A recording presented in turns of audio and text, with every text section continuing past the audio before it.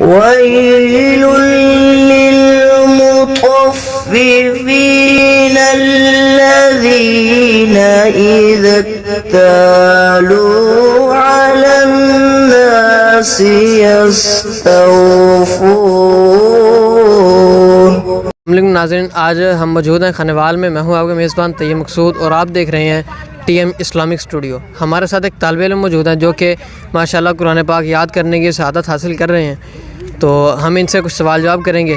جی السلام علیکم۔ وعلیکم السلام۔ کیا حال چال ہے بھائی جان، ٹھیک ہو؟ ٹھیک۔ کون سے مدرسے سے آپ حفظ کر رہے ہیں؟ جامعہ نعتیہ۔ کتنا حفظ کر لیا آپ نے؟ 30واں پارہ ابھی سٹارٹ۔ ماشاءاللہ، یعنی کہ ابھی سٹارٹ ہے تو 30واں پارہ انہوں نے حفظ مکمل کر لیا؟ جی۔ تو ہم ان سے جو ہے ایک قرآن پاک کی تلاوت ان سے سنیں گے، تو آپ سنائیں گے ہمیں تلاوت؟ جی ماشاءاللہ، یہ ہمیں تلاوت سناتے ہیں۔ اعوذ باللہ من الشیطان الرجیم، بسم اللہ الرحمن الرحیم۔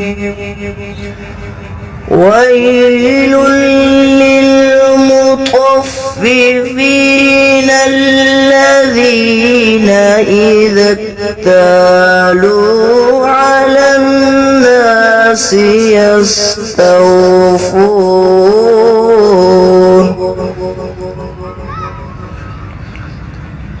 وَإِذَا كَالُوهُمْ أَو وَّزَنُوهُمْ يُخْسِرُونَ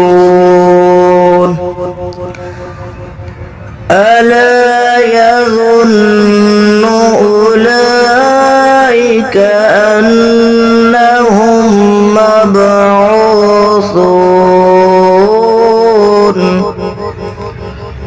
لِيَوْمَ يَقُومُ النَّاسُ لِرَبِّ الْعَالَمِينَ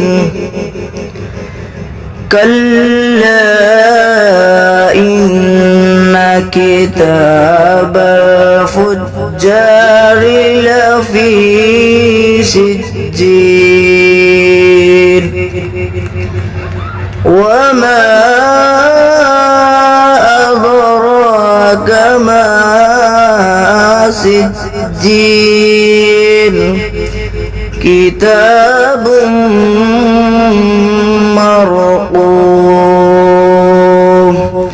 صدق اللہ العظیم۔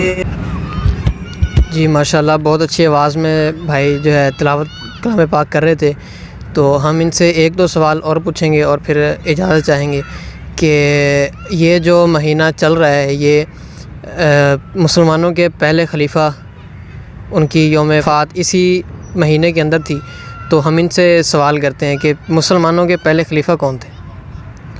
مسلمانوں کے پہلے خلیفہ ابو بکر۔ ماشاءاللہ۔ اور ٹھیک ہے ناظرین، تو اسی گفتگو کے ساتھ ہم آج سے اجازت چاہتے ہیں۔